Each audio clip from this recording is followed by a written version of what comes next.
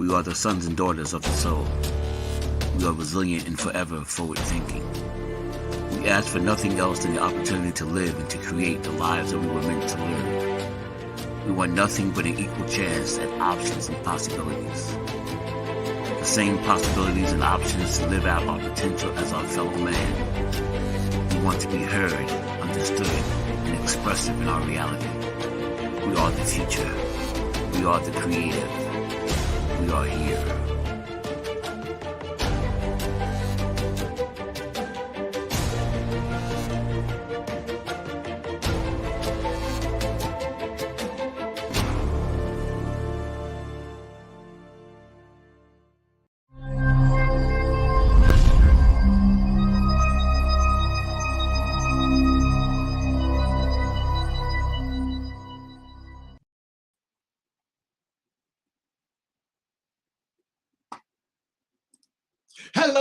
Hello, and welcome once again to another fantastic Tuesday where it's your guy, the Dress Down CEO, doing what I do best, which is giving you that most important information, helping you get to that financial destination that you would like to achieve. And this is what we do. Leverage your score with your host, Tyrone Glover, the Dress Down CEO. Thank you, everybody, for making it out this Tuesday. Again, I tell you and I tell my students all the time, where are you finding time?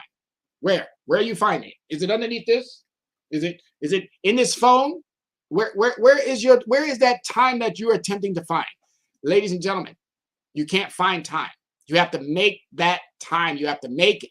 If you make that time, as I went over with my students, I gave them the four pillars, time management, accountability, responsibility, and the power of yet.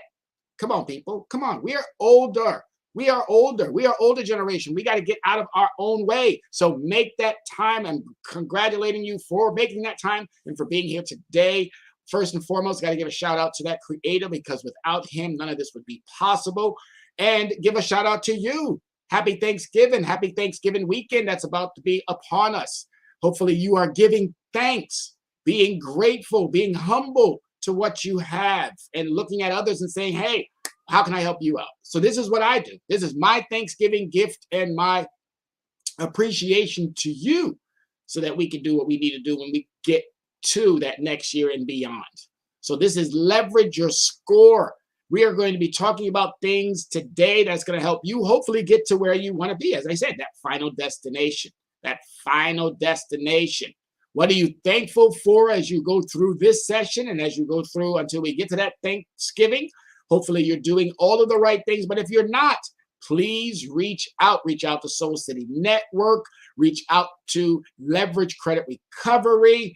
Do your part, because the experts, I say it all the time, the experts are knocking. We are attempting to reach you by whatever means necessary, because we know you're going through it. We know the struggle is real, and you're going to need to talk to us. I am that insider's insider. Okay, I've said it before. I've worked for 30 plus years in corporate America. I've worked for 19 different companies, most of them Fortune 500s. I've worked with 5 unions. I can tell you right now, the information that I have and I possess is only going to help you. It's only going to help you. I've dove into a lot of the circumstances and situations that are hindering you, that are keeping you from. And now all I want to do is give it back. That's all I want to do. That's all I want to do. That's what these shows for. That's what these shows are for, to give it back free of charge. Free of charge. And all you got to do is tune in, follow up, do your part. When this information is given out to you, take those notes. And if you still have questions, reach out. How hard is that? I ask my students all the time, I say, who has a problem with X, Y, and Z? And it's so funny because they all do this. They do the T-Rex. They put their hands up because they don't want their other classmates to know that they might be in some form of distress. They might be in some form of need. So they keep their hand real low. And I said, all you T-Rexes, that's not going to work. Put that hand way up there. Let people know that you need assistance, that you need help. That's what these shows are all about. It's about giving you that assistance, giving you that help, because I see the hand. It's waving. I see the arm. It's up there in the air. Get that assistance. Thank you again for making that time. So let's dive on into what we're going to be talking about today. We're going to be talking about, let's talk financial wellness. We're not well, folks. We're not well when it comes to that finance. We're not where we need to be when it comes to that finance. And I want to get us there. It's so easy to do. It is so easy. This is not challenging any longer because, as I said before, I've done all the heavy lifting for you. All I need you to do is just do your part. Follow up. Do your part. If you do your part, the heavy lifting is already out of the way because that's what I am designed and programmed for by that creator. He said, son, I'm going to put it in your hands. He said, son, I'm going to give you the vernacular and the ability to speak it in the manner in which anyone can receive it. He said, son, just do your part and I will guide you along the way. So every Tuesday, I do what I do. Every Saturday, I do what I do. Every day of the week when I meet my students, I do what I do because we all need it. And if you are unsure, I'm giving you the permission, as Erykah Badu has given everybody the permission. Call Tyrone. Call Tyrone because I'm here to help you out. All right? So we're going to be talking. Let's talk financial wellness. Financial wellness. How well are you, folks? But before I dive into it, I am Tyrone Glover, the CEO of Leverage Credit Recovery. Thanks to the support of our streaming partner, Soul City Network, I am honored and privileged to bring you a meaningful financial literacy discussions and Q&A session every Tuesday at 6 p.m. I am deeply grateful for the opportunity and the esteem it brings. So thank you to my producers. Thank you to Matt, Jasmine. Thank you to Yana B, who is, again, an exceptional, beautiful, wonderful queen who knows exactly what she's doing in that arena where she resides. Because I tell you all the time, my space is credit. I'm here to help you manage, maintain, keep it up to where it needs to be so that you can still continue to shop at that 1% and 2%. But if you're shopping at 12, 18, 24, you're getting hosed. You're getting taken advantage of. I want to also give a shout out to every single one who is on that Soul City Network because they are doing their thing. Tony Robbins, doing their thing, every single one of us out there. Thank you. And everybody should make the time to go visit and see Soul City Network. Chime in to us on Facebook. Go to us on YouTube. You can find us on a variety of different platforms that are out there. Roku, Fire TV, Apple TV. We are doing our thing, and I am so grateful and so honored to be a part of this process. And all we're doing, as I said, the experts are out there making sure that you need it, we got it. You got to stop sabotaging your own efforts, folks. You got to stop. So what we're going to be talking about today, we're going to be talking a little bit about the history of credit. What is the difference between a credit score and a credit report? What are the different types of credits? How are FICO scores calculated? And how can I track my credit score? What's the state of your credit? Q&A, and then we're going to close it out with some remarks. But ladies and gentlemen, where are you right now? Where are you? Are you sitting in this 480? Are you sitting in this 700? Are you sitting in this 830? Either one of these is clearly a credit score that you may or may not have. But if you are down here and you need to get up here, well, guess what? This is the show you need to tune into. If you are here and you are in double-digit credit cards, this is the show that you need to tune into. And if you are at 830 and you're not shopping at 1% and 2%, this is the show that you need to tune into because you're getting taken advantage of. Again, we got to remember, we were in COVID. We watched inflation go to 9%, and core inflation still hasn't really come down that much, even though we may see on our social media sites or wherever we get our financial information, oh, inflation has dropped to 3 and 4. Okay, come on now. Trust me when I tell you, if you are getting ready to get into the gifting season, you are not getting a deal. All right? You're hearing it from the insider's insider. If you were smart, what you would do with that bread is you would hold on to it. If you are going out with, what you need to do is we need to send a clear message to the Walmarts, to the Targets, to the Gaps, to the Old Navies, to the Hollisters, to wherever we are going. I saw some stuff this weekend that almost literally, I was like, what? Who's spending that kind of bread on clothing? $1,000 for a pair of jeans, $300 and $400 and $500 for a shirt, $1,700, $1,600, $1,500 for a sweater or a pullover. I don't get it. It doesn't make any sense to me. But if you have the luxury of being able to do that, I hope you're doing it at 1% and 2%. But if you're doing it at 16 and 20 and putting on a credit card, oh, good luck with that one. But I'm here to tell you folks, at some point, we have to stop making the rich richer while we're getting poorer. That doesn't work. It's an oxymoron. We have to decide what's more important. And I believe our financial wellness is more important. So do me this favor this year. While you're contemplating, as we go to the Thanksgiving season, giving thanks, think about the gifting season. Maybe you should give thanks to your portfolio prior to giving thanks to Walmart or Target.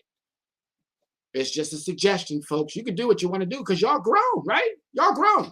Okay, I'm talking to grown folks. I wasn't sure. All right, but we got to decide what's important. Got to get in front of it. So the history of credit. The credit score is among the most influential invention in personal finance, along with the credit card and the Dow Jones industrial average. Okay, influential inventions, personal finance. All right, they figured out a way to be able to monitor your behavior and then use it against you. Oh, yes. Even if you meet your contractual obligations, they've still found out ways to use it against you. Your insiders now trying to help you out with understanding those things that you have to do. That's why I just told you, don't go out spending that hard-earned bread. Again, you shouldn't be coming out of pocket. You should be coming out of profit. And if you don't know what that means, you got to tune in a little bit more.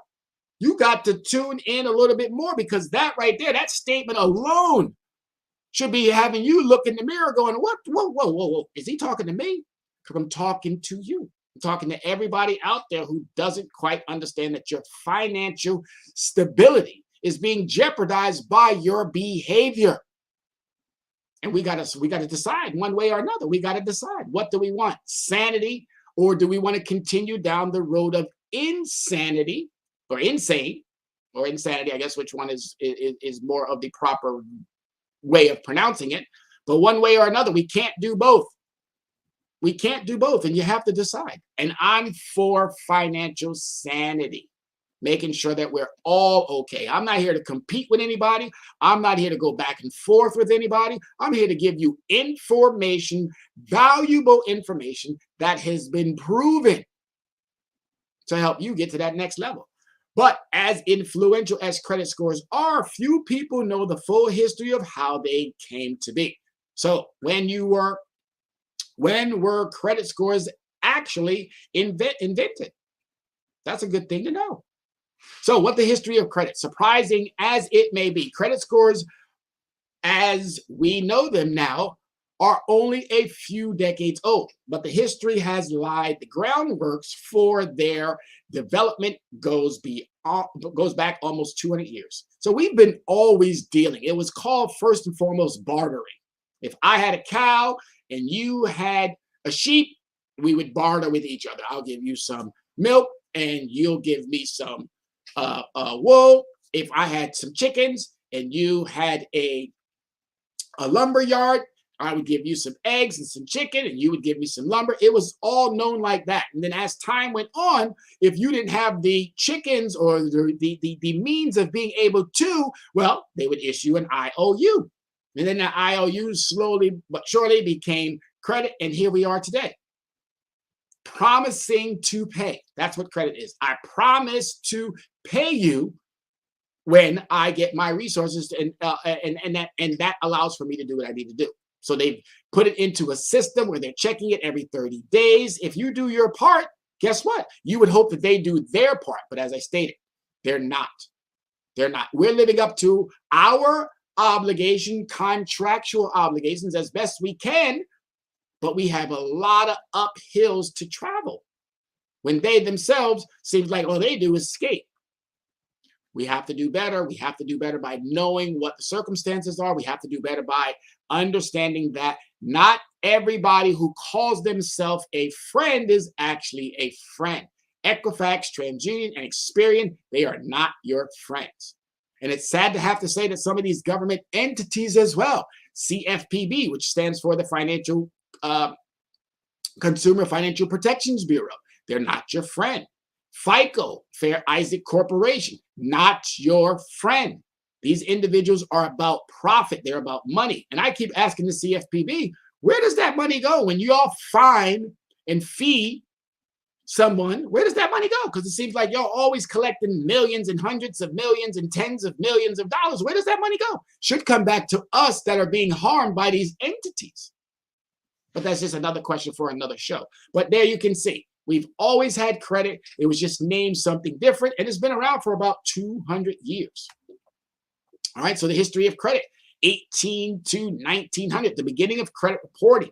The earliest forms of credit reporting arose in the United States in the early 19th century, when commercial lenders used them to gauge the risk involved in lending to different prospective business customers. It's that simple.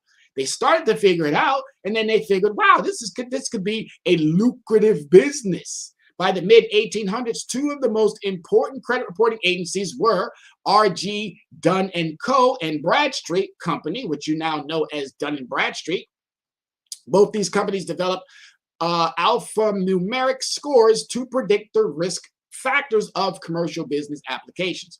But they were a far cry from credit scores used today, and many critics accuse the agencies of being unfair to certain demographics. And again, they are unfair to many demographics. The way that credit is set out today, trust me when I tell you, your social security number impacted, your zip code impacted, where you, I mean, the conditions behind what we don't know when it comes to these credit reporting agencies and how they manipulate and dupe and how they go to Congress and get slapped on the wrist.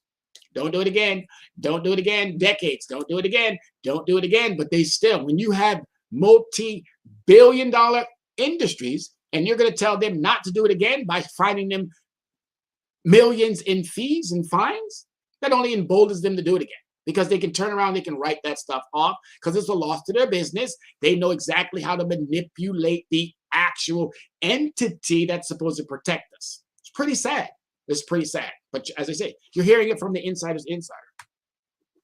All right, the history of credit, early 20th century, the birth of consumer credit reporting. The idea of consumer credit reporting would have been foreign to most banks in the 19th century. The earliest credit system mostly involved businesses that required loans to start and sustain their operations. But at the turn of the century, as workers began to earn more and a new consumer good flooded the market, retail started extending credit lines to individuals. Again, stores, yes, they still wanted to make them sell. So what did they do? I got you, my guy. Here you go. I got you, my lady. Here you go.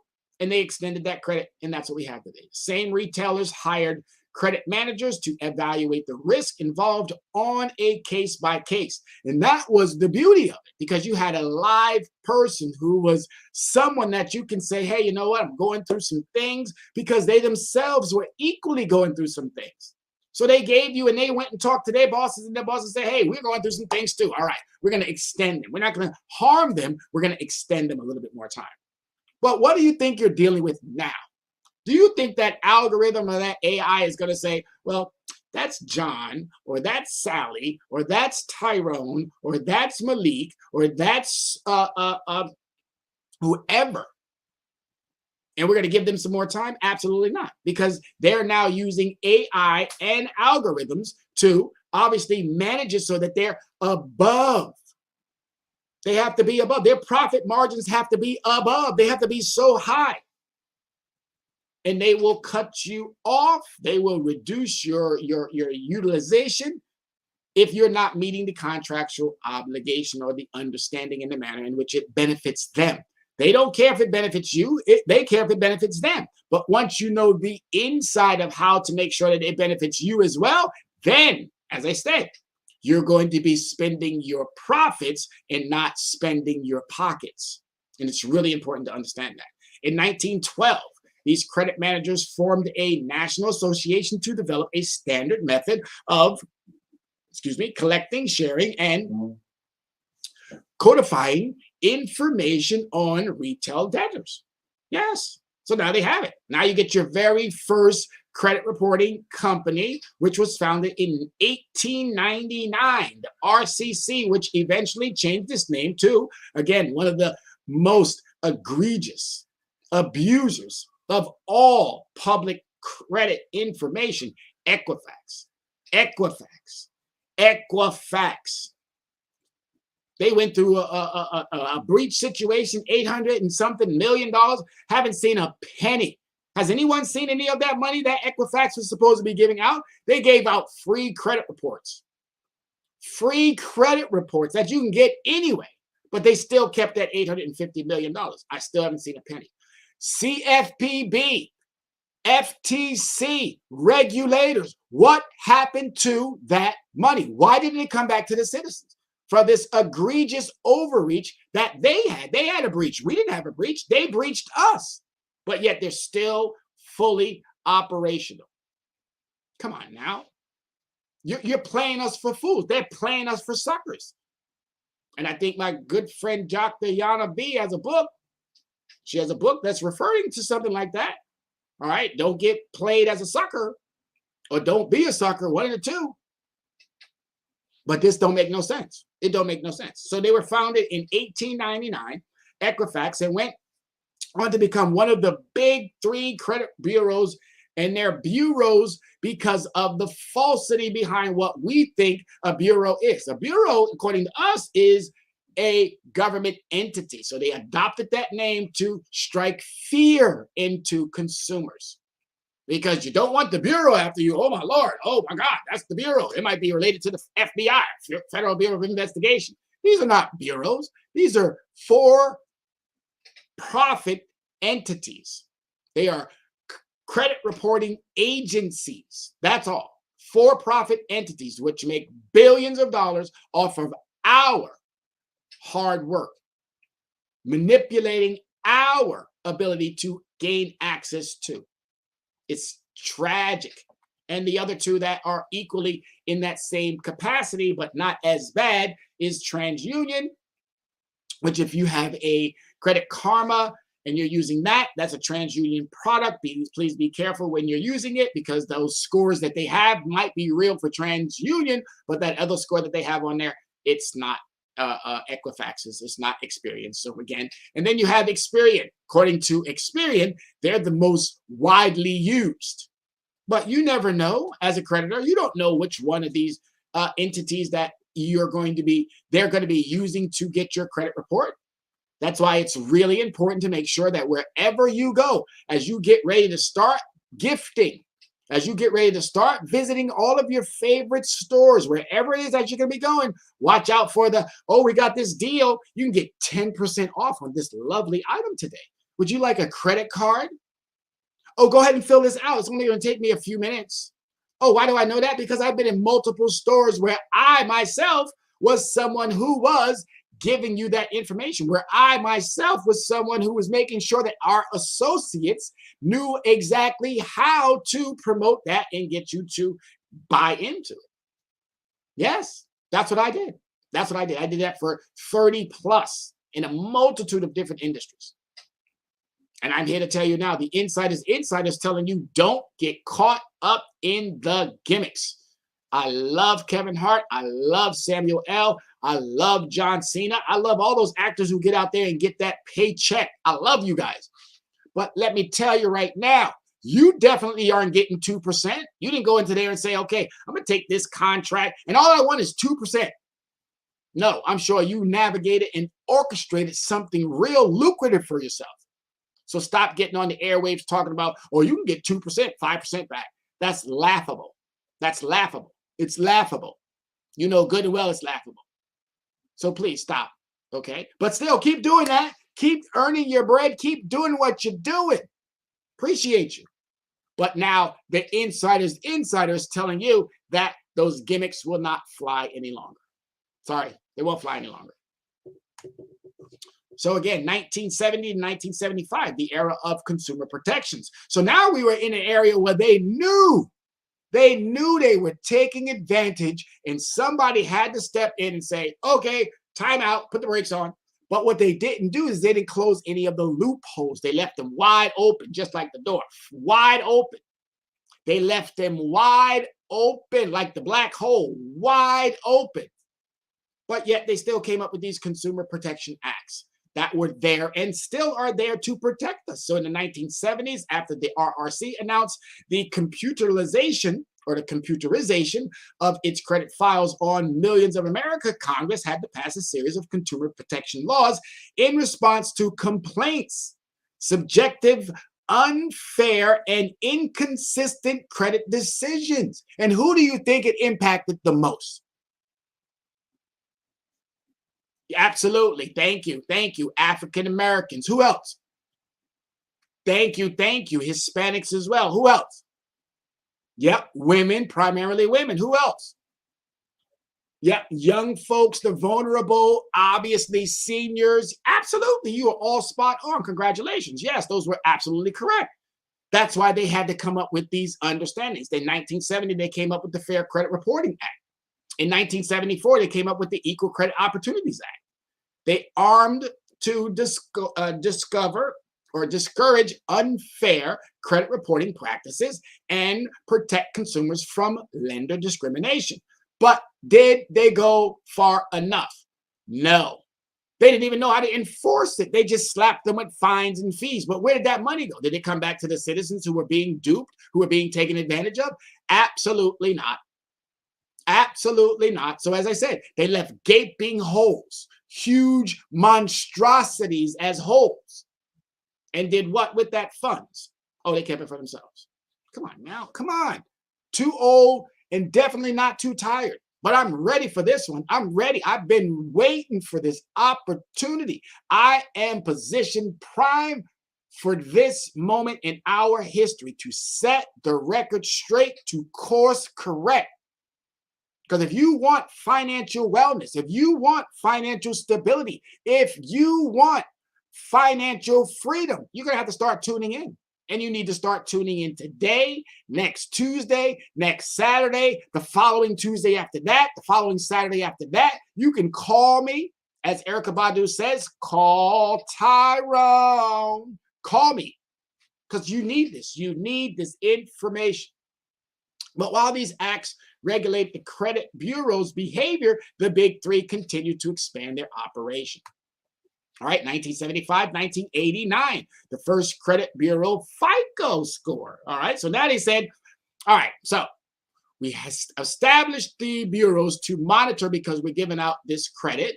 And we knew that we were creating all kinds of shenanigans and tomfoolery. So the regulator said, okay, we got to put the brakes on, but we're going to leave these gaping holes for you to keep jumping through. And then they said, well, we need to figure out something else. We need to start scoring it. We need to make it more profitable for us.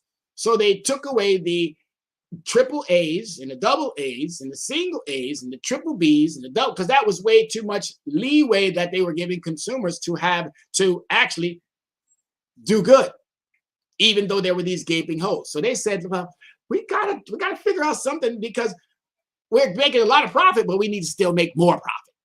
So they decided to come out with a scoring system. Throughout the 1970s and 80s, the big three credit reporting agencies continued working to develop a consistent, automated, and unbiased credit scoring system to evaluate consumers' credit reports, data, and assist in lending decisions.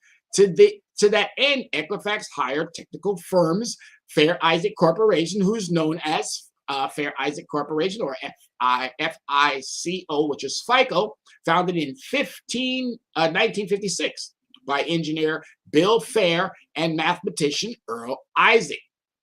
Fair Isaac Corporation had already been working on creating a standardized impartial credit scoring system for over 20 years. So they were already, as you should already know about everything in this country. Somebody decades ago has already seen what is coming down the pipeline, so they already have orchestrated.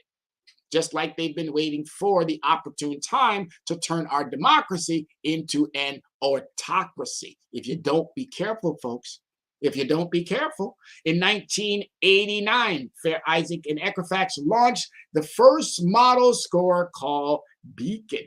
And now it's changed and it's changed and it's changed. They got all kinds of scoring models now. All kinds of scoring models. You have actually 23 to 28 credit scores, but they only use 3. Wonder why. So in the 1990s to 2000, growth of credit scores. In 1995, this wonderful, horrible entity called Fannie Mae and Freddie Mac announced that lenders would be required to use FICO scores on residential mortgage applications, lending to a significant uptick in use through the 1990s. Again, government entities says, hey, let's partner with these entities and continue to keep duping our consumers. Yes, I have it. You want me to sit here and tell you fables and falsities. I'm not going to do that. I'm going to tell you the God's honest truth, and I have challenged every single one. Financial, excuse me, my apologies, CFPB, FTC, SEC, SEC, government agencies. It doesn't matter. Congress, bring me to Congress. I would love to go to Congress and sit there and tell them the truth about how they have harmed this, all of us, every single last one of us. How they have put us in harm's way by becoming bedfellows and females to these institutions, which they were never supposed to do. They did it anyway because it enriched it. That's all. And in 2006, the three credit bureaus created the Vantage Score, a subsidiary LCC that developed its own proprietary credit scores to compete. Okay, so you had a monopoly, so you brought in another one to have even what? They both have a monopoly. It's not like we can go somewhere else and use them. No, we can't, because you both knew how to manipulate the system. Over the years, both FICO and Fair Vantage scores have continued to revise their methods and release new versions of their software. FICO Score 8, introduced in 2009, is still the most used FICO score version today. 2010 to today, consumers permissioned scorable data. In 1995, Fannie Mac, and we've already gone over that. But again, I had to reiterate it because of the fact that the government should be protecting its people, and it does its best as possibly can. But when its hands are tied and it doesn't have enough resources, guess what? We, the consumer, we're the ones who become victims. And we need to get out of this victim mentality over things that should not be a victim mentality. This right here, absolutely taken advantage of. But I'm here to tell you now, you can, if you know how, you can get yourself out of these circumstances.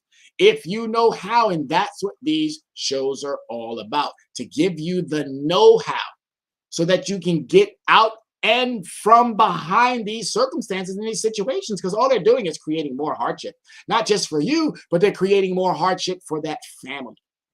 And that's why I do what I do. And I'm going to do it until the man upstairs pulls my card and says, hey, I need you for another task.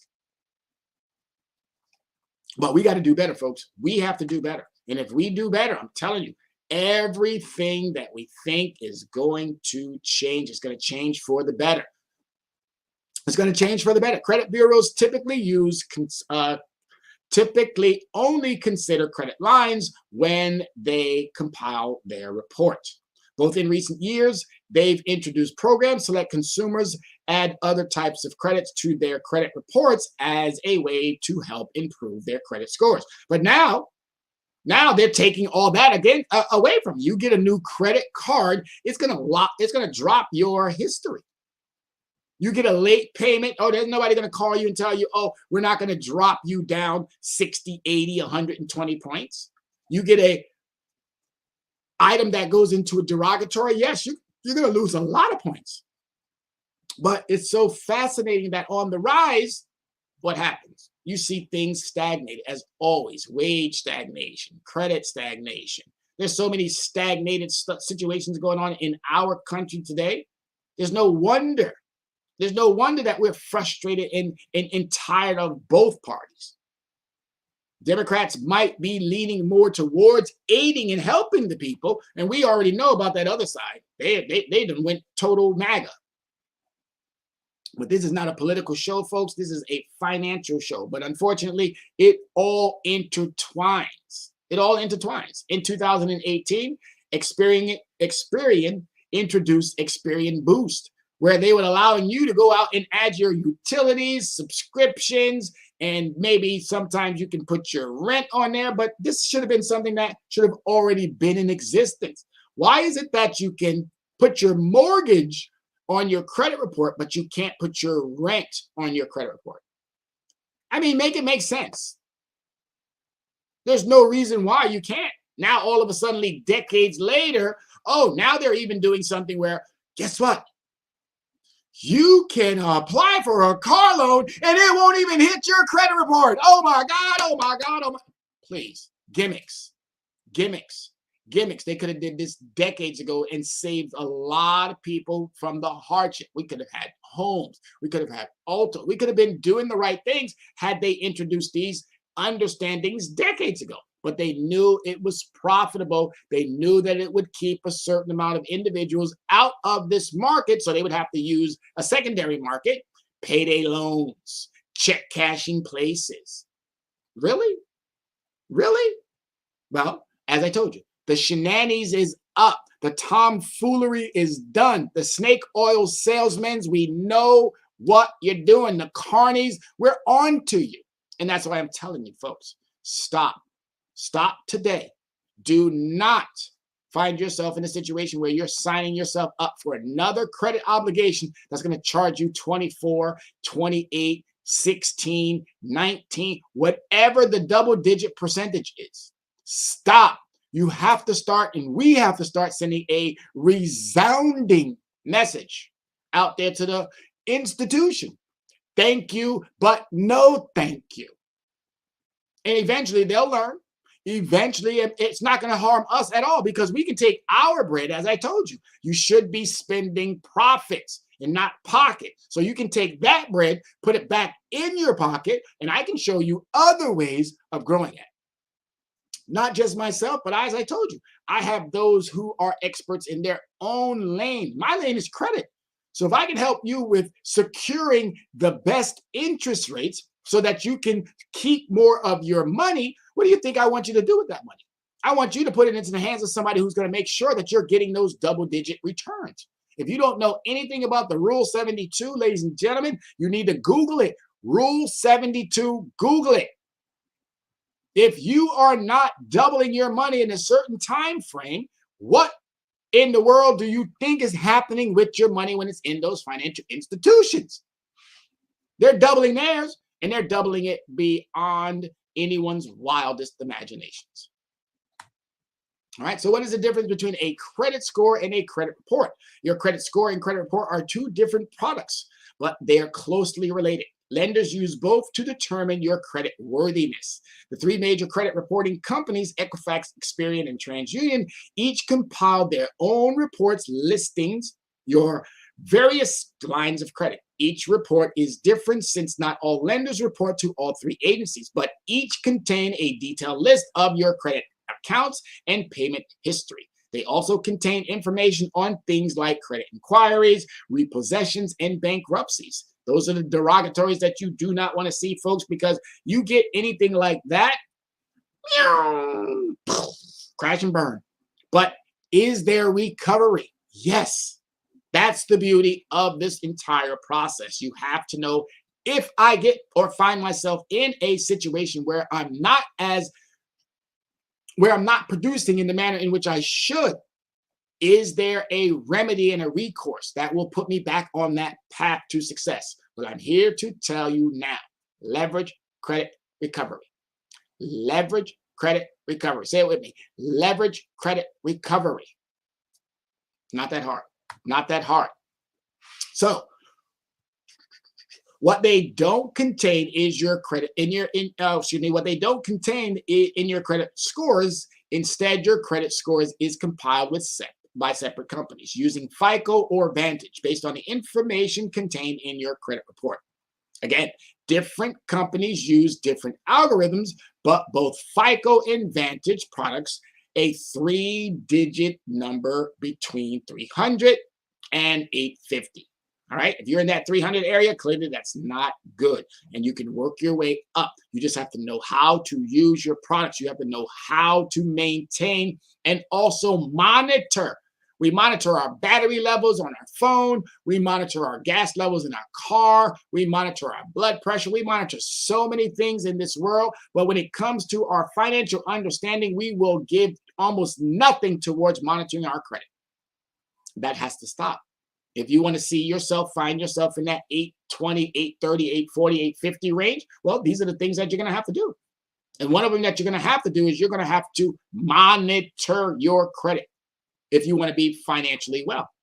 The highest credit score gives you access to the best financial products and the best terms. I'm not telling no one to stop shopping. I'm not telling no one to not go out there and give that hard-earned too. But I'm telling you to do it in a manner in which it's going to benefit you as well. Credit is a building transaction method. Credit is a building transaction method. And if you're not building, what's happening with you? Staying stagnant. And you're giving your hard-earned to some other company, some other entity. Guess what they're doing? They're building.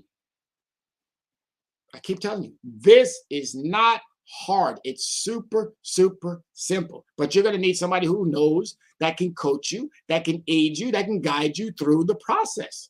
Once you're there, you're going to be able to skate on your own. Once you're there, you're going to be able to ride on your own. Once you're there, you're going to be able to drive on your own. Once you're there, you're going to be able to fly on your own. Well, we got to get you there first. All right. So what are the different credit score models? Although most lenders use either the FICO or the Vantage score to determine your eligibility for a loan or credit line, several other scorings exist for specific purposes. The FICO score, FICO is the most commonly used scoring model. It gathers information from all three of the major credit bureaus, and I leave that word in there specifically so I can laugh at it because they're not bureaus. These are credit reporting agencies, for-profit entities. They have nothing to do with the government, nothing other than they go down to Congress and they lobby Congress to keep their profits going in the manner in which they should not be going. But hey, this is why you have the insider's insider. So the different versions exist for specific loan types, like the FICO auto score and the FICO bank card score. So you have auto score, you have a bank card score, you have a line of credit score. You have so many different scores out there that it's sad. Can you imagine in school, if you took one test and you had 5, 9, 10, 20 different teachers grading that test, and each one of them came out with a different result? You'd probably be like, what the heck? And we don't need to have all that. But again, as I stated, they're looking out for their bottom line. Guess who should be looking out for yours? You should. So the Vantage score, the big three credit bureaus created the Vantage score to compete with the popularity of the FICO score model. The most recent version of the Vantage score is the 4.0, and I'm sure it's probably now been updated.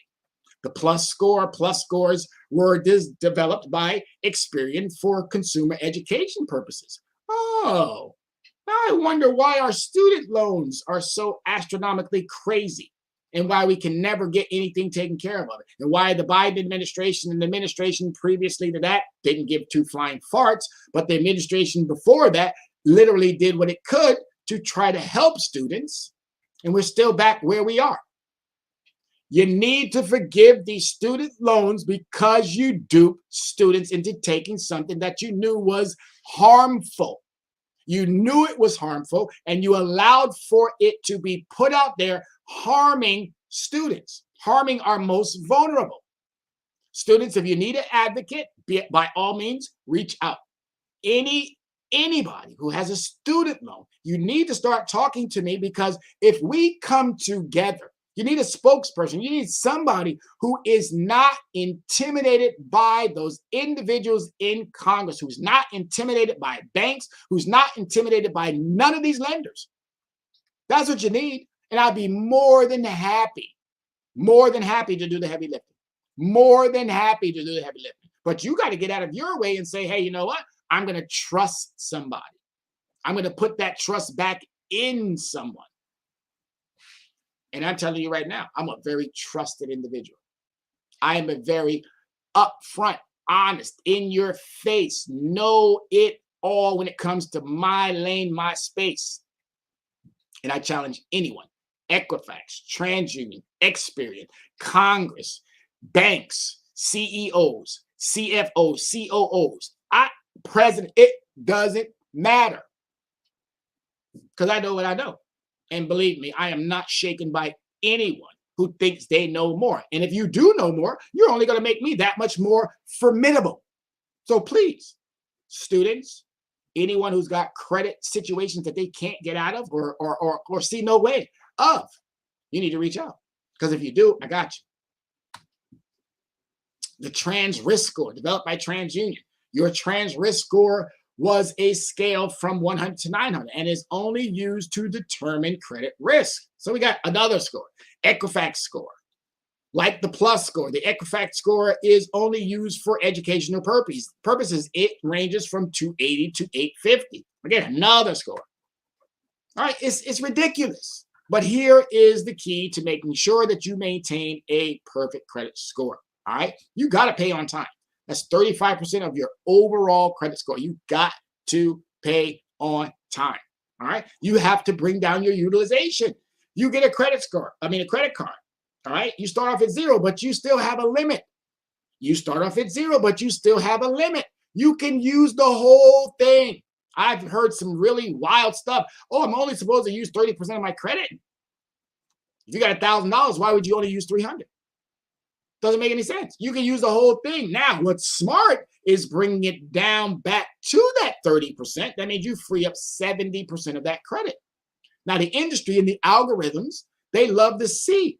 I went from maxed out and I brought it right back down to what the industry wants. But based on your credit score, you might need to bring it down a little bit further to maintain a understanding with your algorithm that they're using.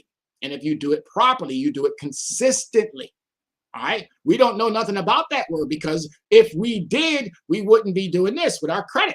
Credit should never be a roller coaster with a bunch of ebbs and flows. Credit should be a rocket, and it should always be going up.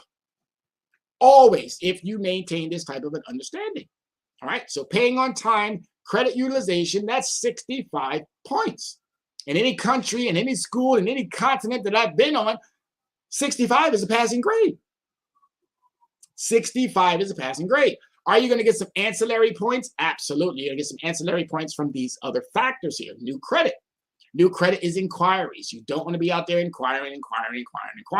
5 inquiries in a year is it. You do any more than that, that credit's going to hit the bottom. It's going to bottom out. Not necessarily bottom out. I'm just giving you, obviously, the dramatics behind it. But you're going to see your score go down if you're inquiring. It's kind of like asking somebody out on a date. You already know that they do not like you in that manner, but they'll hang out with you and they'll chill with you, but they don't like you in that manner. But yet you still trying to move your way in there. Oh, yo, come on. Let's do that. No, that's desperation. Please stop doing that, because you're setting yourself up for failure. So stop. You've asked once, you've asked twice, done. Get that credit score up, then come back when you look a little bit better, when you've shined it all up. Then maybe somebody might see you in a different light and go, oh, wait a minute. Oh, something looks a little bit different about that. All right, your credit mix, making sure you have a nice mixture. when you making whatever it is, man, and I use the salads for a perfect understanding, because when you get a tossed salad, when you have a salad, you put the lettuce in there, you got the tomatoes in there, you got some carrots in there, you have maybe other varieties of lettuce as well, the greens. Then you put some, I don't like onions, but I see people put onions in their salad, raisins, and then you add some meat, whether you like fish, tuna fish, or whether you like some salami or whatever type of, you got a salad mix. That's what you should have as well for your credit. You should have a nice credit mix, auto, lines of credit, credit cards with logos and without logos. There are so many credit products out there. So that mix would be nice. Say you got another 5 from the new credit from not inquiring or keeping those inquiries low. Say you got another 5 from the credit mix at 65, adding another 10, you're at 75. Again, credit is going upwards. And that last but not least is your credit history. Credit history, that gives you another 15 possible points. Credit history, that means how long have you had credit? And if you've had it over an extended period of time, you want to make sure that that history is correct. But as always, as these companies do, credit history was giving you too much. So they figured, okay, you know what? If this person gets another credit card, we're going to drop that credit history in half. What smart person in Congress said, hey, yeah, that's a good idea. That's a good idea. Matter of fact, it's such a good idea. Can I get a kickback off of the return that you're going to be getting from these consumers? Because now you're cutting their history in half. Come on now. We're smarter. We're brighter. We're intelligent. We're savvy. You sent us to school to get educated, but yet you still think we're stupid. I am shocked and appalled. All right, so we got to wrap this up. We're about 7 minutes out. Do I got any questions out there? I keep asking all of you. If you got a question, you got something you want me to answer, drop it in that hotline. Drop it somewhere where I can see it, and I'd be more than happy to answer that question for you. All right? I'd be more than happy to answer whatever questions that you got. You can drop them in there. We're about 7 minutes out, but we're going to wrap this up. This has been fantastic. I love it. I appreciate it. So thank you so much. And let's keep it moving. So how can I track my credit score? Most financial institutions let you check your credit scores for free using the online portals. That's Equifax, TransUnion, Experian. And guess what, folks? It's not for free any longer. That's where the profit margin is. That's where they're making a lot more of their money. They'll give you the score, and I think CFPB or annual credit report needs to capitalize on that too. They need to stop letting the money go to those who can manipulate the system and make sure that they, the entity that can help consumers, also equally give the score. Why are you giving the credit report? I understand it completely. I get it because I deal with credit reports all the time. I help consumers remove as many negatives as I possibly can. And let me tell you, folks, if you know what to do, you can get the negatives off your credit report. And it's super simple and super easy. All right. So you can check your free credit scores as often as you want without causing any harm or any hard credit inquiries. That is called a soft inquiry. And the beauty of, again, nothing was beauty, but I'm saying it anyway, with COVID, we lost way too many citizens. We lost way too many parents. We have way too many kids who have lost both parents. COVID was nothing of beauty, but the one good thing that came out of it was it allowed for you to get your credit report free every single week from annualcreditreport.com. Free, weekly. And of course, they will be changing that because anything that they do to benefit consumers, it's always like they snatch it right back. But I'm here to tell you, folks, if we come together, if we do what we need to do, we can rectify, we can reverse a lot of the harm that has been done. But we got to come together. If we come together, African Americans, Hispanics, students, women, seniors, those 5 groups alone, if we came together, we'd be able to shake this up like nobody's business. All right, so this is the show that I did on Saturday, folks. Ooh, did I let them have it? Did I let them have it? Unlocking Financial Success, a comprehensive guide by the Insider's Insider. That's who I am. I'm an Insider's insider. That's what I do. I'm an insider, 30 plus years, 19 different companies from a variety of sectors. Flight attendant, airline, shoe sales, Foot Locker, entertainment, Universal, retail, fashion, a variety of different stores, Old Navy, education now, which is my love, oh my God. I am so grateful for the academia that I'm able to be in right now to help these vulnerable, impressionable youth to understand that, folks, TikTok's not your friend. Facebook is not your friend. Instagram, social media, they're not your friends. But yet you want to spend all the time in the world just scrolling left, scrolling left, scrolling left, scrolling left, scrolling left. Folks, we got to wake up. And again, that woke word, yes, we need to wake up. So I'm here, I'm dinging the alarm. Ding, ding, ding, ding, ding. It's time to get with the program, folks. But you need to go back and you need to check this out. Go to my YouTube, Leverage Credit Recovery. Check out this. It's going to blow your mind. It's going to blow. It was such a great show that I did on that Saturday at the library. It was such a great show. It was such a great show. So go back, check it out. It's got some really good tidbits in there. It's going to help you get to that next level. And that's what we're here to do. We're here to help you get to that next level. So the floor is open, folks. I got about 3 more minutes to get some questions out there. Anybody got any questions for me?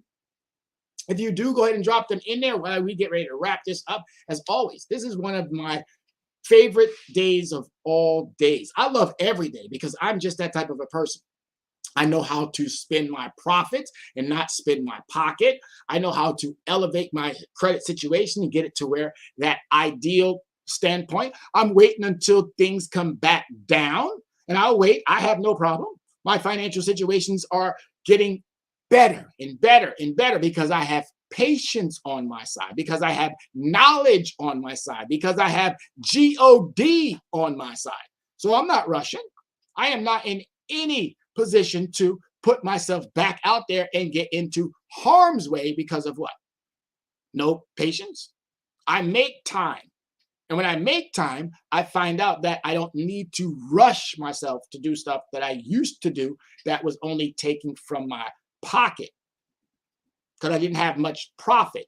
But now that I have more profit, oh, my pockets is looking very, very good. They're looking very, very good. And this is where I want to get you. I want to help you leverage your score so that you can stop coming out of pocket. All right. Leverage that score so you can stop coming out of pocket. I want you all to write this down somewhere. You should be coming out of profit and not coming out of pocket. It's not that hard. You just need a coach. You need somebody who can navigate the minefield. You need somebody who can navigate the complexities of what the industry has put in front of you, because it's really not that complex. It's actually pretty simple. But if you don't have that mentor, if you don't have that leader, if you don't have that person in that corner that you can call, that you can, hey, I need a quick 1, 2, or 3. And once you do, I'm telling you. So I want to thank you, ladies and gentlemen, from the bottom of my heart for always tuning in. To get in touch with us, here you go. All right. Thank you for tuning in. Contact me at 805-428-9424. Again, that's 805-428-9424. Email me at leveragecreditrecovery@gmail.com, or you can hit us up on our Linktree. Linktree. Just type it in your Google browser, Linktree, Leverage Credit Recovery. Linktree, type it in that Google browser, Leverage Credit Recovery. Or just send us a little drop in the mail, P.O. Box 55, Yonkers, New York, 10702. My apologies, 10702. All right, as always, ladies and gentlemen, I am always pleased and thankful for doing what I do. Everybody, please have a wonderful Thanksgiving. Travel well, stay safe. I hope to see you back here either Saturday or Tuesdays. As always, ladies and gentlemen, it is my privilege and my pleasure to share this love and this message to you. Be safe as always.